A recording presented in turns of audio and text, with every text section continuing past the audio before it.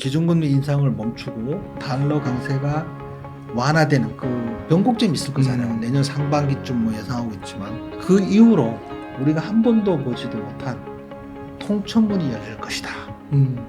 미국 증시의 상승세. 로봇을 가장 잘 만드는 기업이 또 세계적인 기업이 될 가능성이 많은데 거기에 폴대 꽁꽁 매진하고 있거든요. 아까 말씀 중에 한국 주식과 미국 주식은 좀 구분해서 볼 필요가 있다고 하셨잖아요. 그리고 미국 주식은 사도 괜찮다고 말씀하셨던 거죠. 네네. 그 이유하고 또 어떤 걸 좀 미국 주식에서 좋게 보시는지 궁금해요. 미국 주식은 이제 달러를 좀 이해를 해야 돼요. 전 세계가 달러를 사용하잖아요. 네. 이제 1944년도에 브레튼 우주 조약이라고 있어요. 네. 그 당시에 이제 2차 세계대전이 끝날 끝 무렵에 미국에 있는 브레튼 우주에 그 44개국을 모아서 회의를 했어요. 그래서 그 자리에서 미국이 그런 말을 했죠.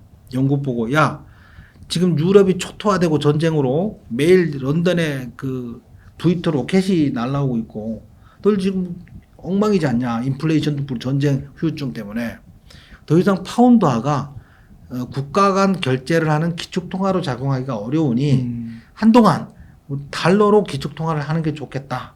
그 대신 너들 44개국 참가한 국가들의 자국 화폐는 달러를 기준으로 하고 국제 간 결제는 달러로 안정시키는 게 좋겠다. 그런데 그렇게 되면 국가로부터 화폐를 발행하면서 얻는 효과가 시놉리티 효과.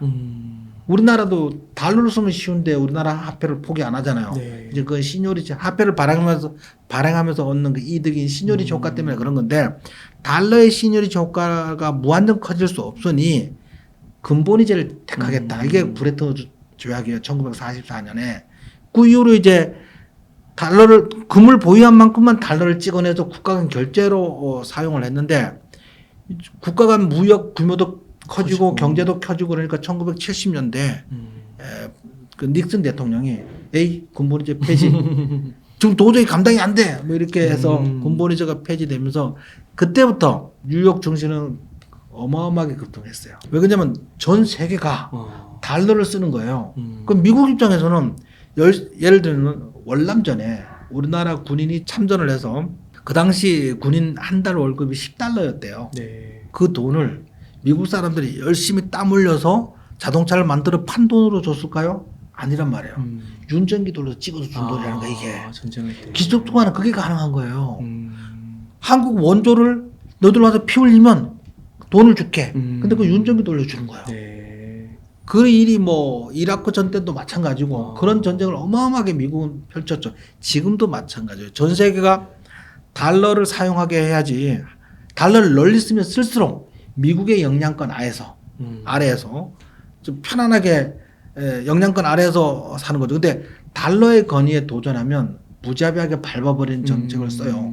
예를 들면 이란 같은 경우도 아니 우리가 꼭 달러로만 원유를 거래해야 돼? 아니야 우리는 엔화도 받고 위안화도 받을 거야. 그러니까 악의 축으로 몰아버린다든지 베네수엘라도 마찬가지였거든요. 네. 우리가 굳이 왜 달러로만 거래를 해야 되냐? 아니야. 그래서 달러의 권위에 도전을 하면 미국 입장에서는 그걸 반드시 응징을 하는 그런 정책을 펼치고 있는데 중국이 네. 덩치가 커지면서 야 달러의 권위에 야금야금 도전하는 거예요. 그러니까 이제 트럼프 때부터 대놓고 막 몸통을 멱살을 쥐고 흔드는 그런 형국이 지금도 이어지고 있는 거죠. 이대로 놔뒀다가는 중국이 미국을 능가할 것 같으니까. 네. 아무래도 여러 가지 그럴 가능성이 없잖아 있죠. 그러니까 이제 지금 중국을 계속 위협하고 하는 게 걔들은 왜 달러의 권위에 도전해 이런 말 안 하죠. 인권 탄압 뭐 이런 거 갖고 얘기하잖아요. 신장 위구르 인권, 그다음에 홍콩 노란 우산 운동 뭐 인권 뭐 이런 거 얘기하고 왜 거기 대만 독립국가야 뭐 이렇게 막 저걸 우회적으로 막 압박을 하는 거죠. 그 원인은 달러의 권위에 도전하는 건데 여기까지 한 이유는 이제 전 세계가 달러를 널리 쓰면 쓸수록 미국의 증시는 영원히 상승할 수밖에 없는 거죠. 네. 달러가 기축통화인 한은 그러면 왜 그러냐면 달러를 계속 찍어내니까 인플레이션이 작용을 하고 그걸 증시로 반영이 돼야 되는 거거든요. 지금까지 증시가 계속 올랐던 거는 1944년 브레튼 우즈의 달러 군본위제, 달러를 기축통화하면서 그렇게 된 건데, 그러니까 2020년에 팬데믹으로 인해서 어마어마한 달러를 발행을 했어요. 네. 시중에 막 뿌렸어. 그 세계 금융위기 때보다 거의 10배 가까이 달러를 뿌렸어요.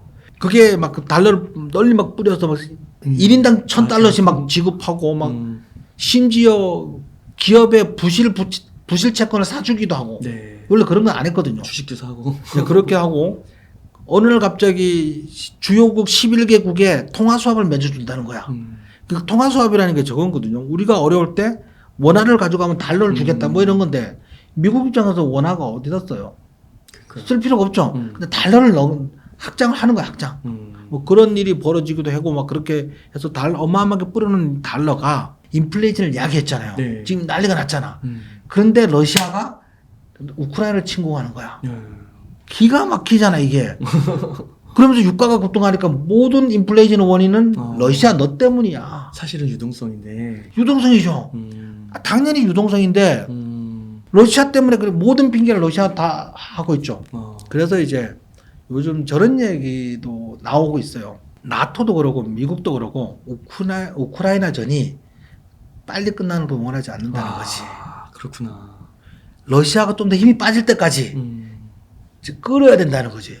그래서 우크라이나에 지원해주는 무기가 어떤 거예요? 획기적인 무기 안 주잖아요. 제블린, 그 대전차 하는 거 휴대용, 그다음에 스팅거, 네. 그 헬기 떨어뜨리는 거, 뭐 그런 무기, 그다음에 재래식 무기, 네, 재래식. 그다음에 폴란드가 옛날 보유하고 있던 미국이 옛날 오래된 무기 이런 거 위주로 지원해주고 한방 있는 무기를 지원해주지 않잖아요. 그 이유는 오랫동안 질질 끌기를 바라는 거야. 네. 그러면 러시아 자체가 무너질 수도 있다는 거지. 지금 러시아하고 중국하고 힘을 합쳐서 대항하는 것보다 러시아 무너진 뒤에 중국 하나 다루는 게 쉽다는 거지. 그렇죠. 뭐 그런 것들 때문에 오히려 빨리 끝나지 않기를 바라는 것 같다.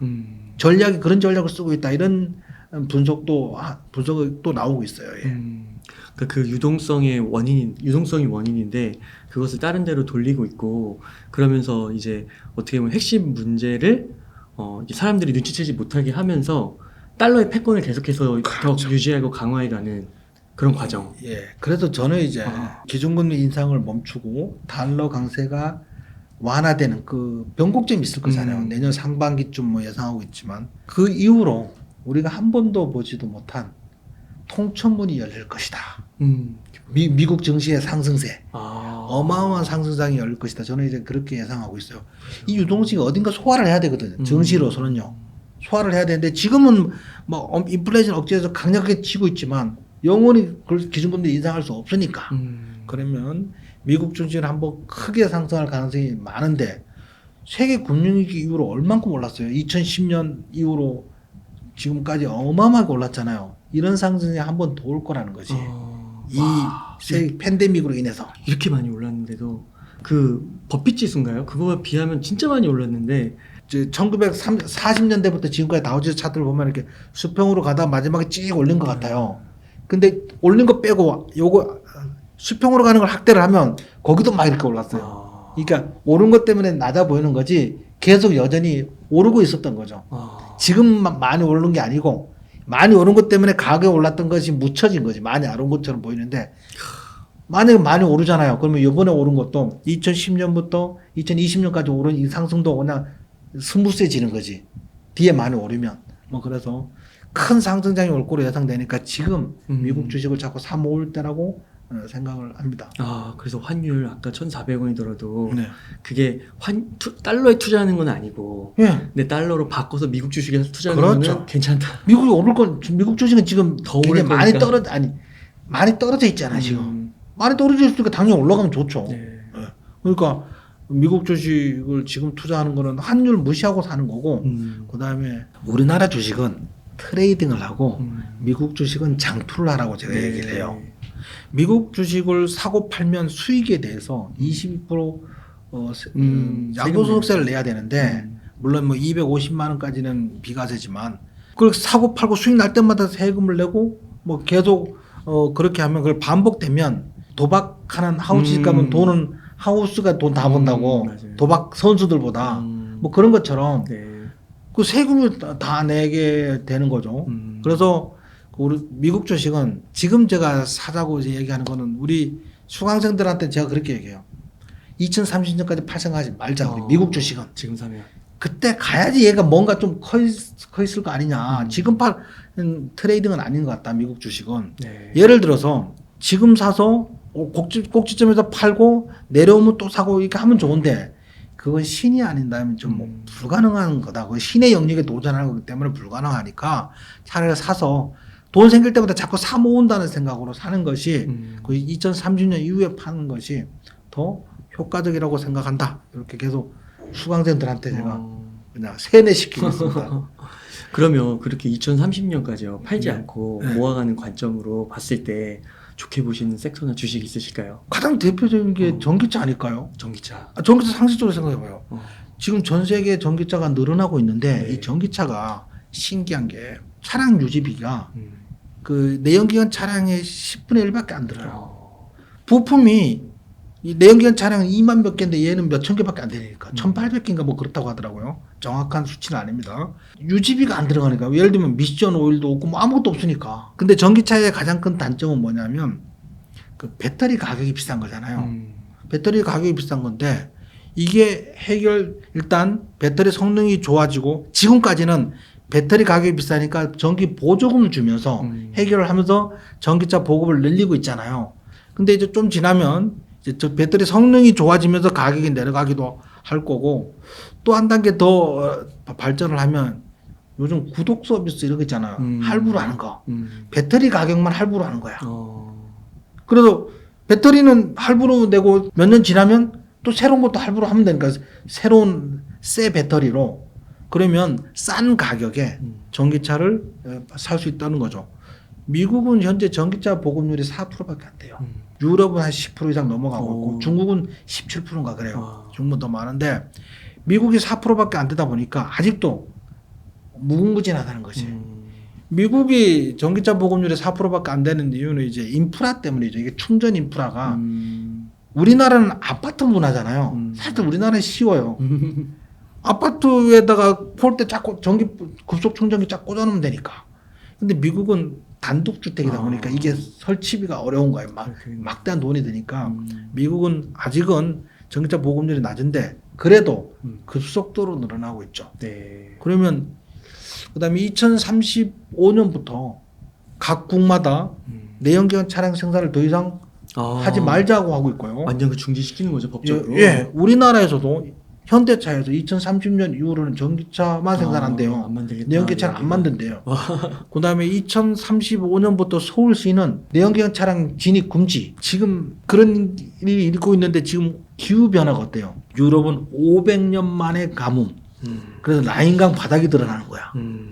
그다음에 폭우가 어마어마하게 쏟아지고 우리나라만 해도 지금 막 전례 없던 폭우, 전례 없는 태풍들이 막 올라오고 있잖아요. 네.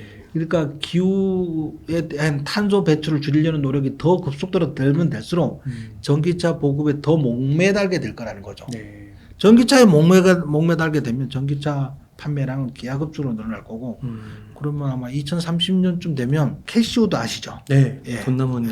돈나무 언니 캐시우드가 몬테카를로 기법으로 테슬라에서 집중 분석을 해놓은 수치에 의하면 2026년까지 지금 액면 분할하기 전 가격으로 지금 900달러에서 액면 분할해서 300달러 된 거거든요. 네. 900달러 기준으로 액면 분할하기 전 기준으로 2026년까지 베스트 케이스로 4,600달러 간다는 거야.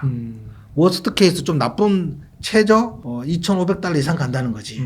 뭐 그런 상황이고 2030년까지는 2만 달러, 3만 달러 예상해요. 테슬라 가격을. 그러면 이게 지금 어떻게 되는 거예요? 300달러. 근데 그게요. 얼토당토 한 말이 아닌 게 지금 100만 대 팔고 있거든요. 근데 내연기관 차량이 1년에 2천만 대 이상 팔려요. 전 세계적으로. 그게 전기차가 다 보급이 된다면 100만 대 팔리는 게 2천만 대 팔 수 있다는 거잖아요. 전기차가. 테슬라가 뭐 막 상당 부분 저걸 하겠지만 그러면 2만 달러, 3만 달러 간다는 게 단순히 상식적으로 생각해도 말 되는 얘기인 거지. 네. 이게 얘가. 이게 300달러 액면 분할 한 후의 가격으로 하면 얼마가 되는 거예요? 곱하기 3. 900불. 그렇죠. 3배. 그러면은 그 전기차의 뭐 탑픽은 당연히 테슬라인가요? 당연하죠. 이게 전기차는 사실은 우리가 전기 학교 다닐 때 전기 모터 이렇게 연결해보고 그랬잖아요. 코일에 이렇게 감아서 그렇게 해봤는데 전기차는 사실 별 특별한 게 없어요. 그냥 모터에다 배터리 연결하고 뚜껑 덮어씌우면 전기차예요. 예. 그러니까 내연기관 차량의 그 기가 막힌 메커니즘을 도저히 따라갈 수 없는 중국이 내연기관 차량 그 점압 플러그 12개에서 그 미세한 차이 때문에 차 충격이 막 달라지잖아요. 소음 이런 게요. 그런 기술력 따라잡을 수 없는데 전기차는 쉬운 거야. 네. 그래서 중국에서 열심히 전기차에 올인하고 있잖아요. 지금요. 올인하고 있는데 전기차는 그렇게 단순해요. 단순한데 그럼 왜 테슬라냐? 테슬라는 단순한 전기차가 아닙니다. 네. 일단 테슬라는 첫 번째는 자율자동차 이 부분에서 굉장히 앞서가요.